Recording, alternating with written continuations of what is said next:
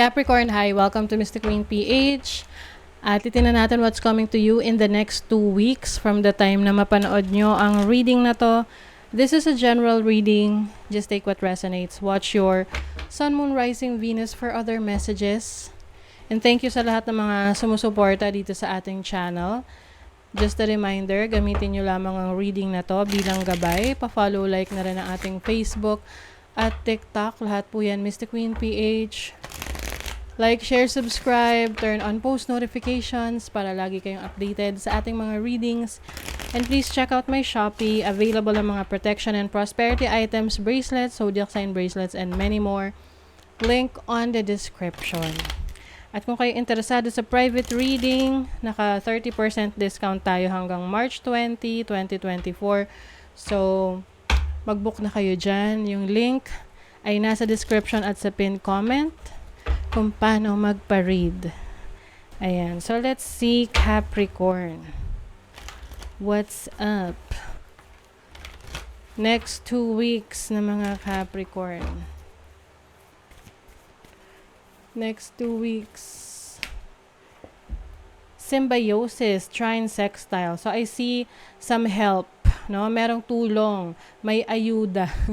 Ayan. So, kung ano man yung mga kailangan nyong gawin, or anything, mga pangangailangan nyo, pera, assistance, resources, yan, merong tulong na darating sa inyo.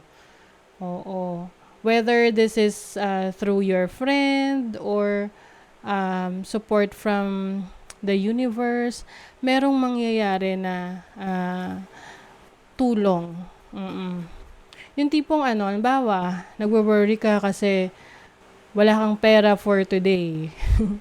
Tapos, may darating, no? Pwedeng, as long as gagawa ka rin ng paraan, or meron kang source of income, syempre. O, may business ka, so may darating na client, may tulong, kumbaga. There's ayuda. You also have the 10th house, which is authority. 10th house is about your career, your reputation, kung paano ka nakikita ng mga tao. So, ito rin yung focus mo ngayon in the next 2 weeks, yung career mo. Maaring, magpapasikat ka, magpapabibo ka sa trabaho, sa career. Lalo na kung nung mga nakaraan, medyo nag-lay low ka, hindi ka masyadong naging active, nawalan ka ng motivation. So, in the next 2 weeks, mas mamotivate ka ulit. Maaring merong tao na magi-inspire sa'yo, or pwedeng sarili mo mismo, yung pangarap mo, yun yung magiging inspiration mo. First house, diba? Sarili mo ang iyong magiging inspiration. Yung mga gusto mong baguhin sa sarili mo, yung mindset mo, pananaw mo sa buhay, yung even your physical appearance, maaring may mga gagawin kang changes in the next 2 weeks. I see hair, buhok, no? Magpapagupit or magbabago ka ng style ng hair mo. May magpapakulay ng hair sa inyo. Yung iba magpapablonde, ganyan. Kasi somehow, no, itong changes na gagawin natin sa physical appearance natin, it will also attract new energies, no? Parang rebirth. It's like a brand new you. Okay? Let's see your overall energy in the next 2 weeks. Capricorn. 2 of Swords. A lot of thinking. Maaring marami kang mga iisipin, pagdidesisyonan, pag-aaralan in the next 2 weeks. Whether this is decision sa trabaho, parang meron kang gustong path na i-take ngayon, no, natahakin, na medyo hindi ka pa ganun kasigurado if it's meant for you. So, kaya nga, you are being asked na, tap into your instinct, to your intuition, to your higher self. Kasi, you will be guided. Humingi ka ng mga signs. That's what I do.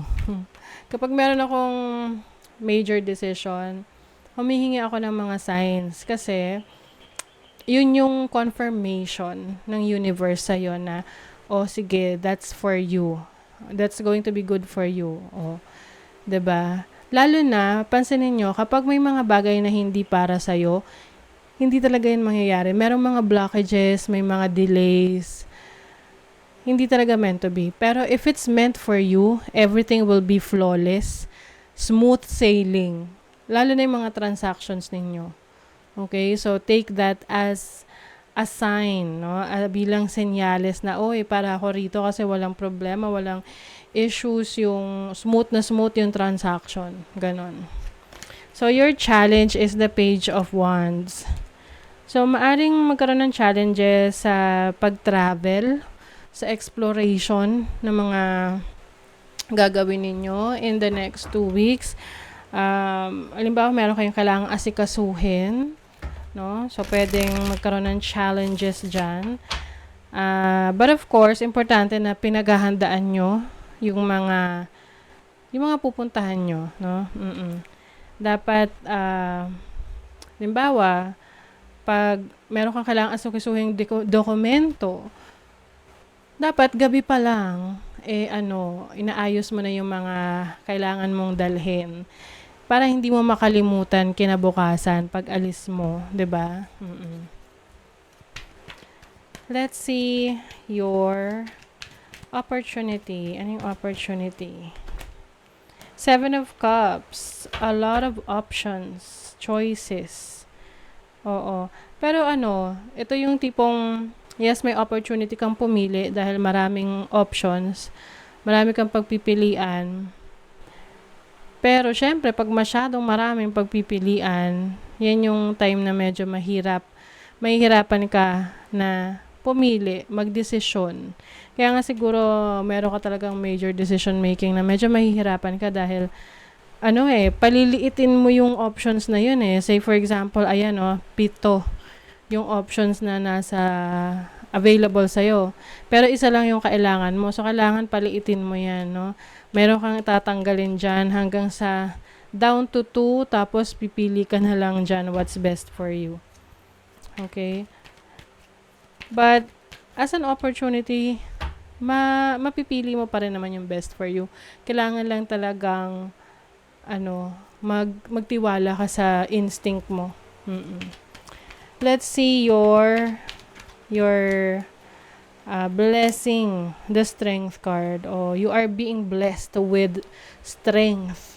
Ang ganda nito as a blessing kasi, di ba nga, may kasabihan na yung mga challenges kasi normal naman yan dumarating sa buhay natin. Ang importante is meron kang sapat na lakas para ma-overcome yung challenges.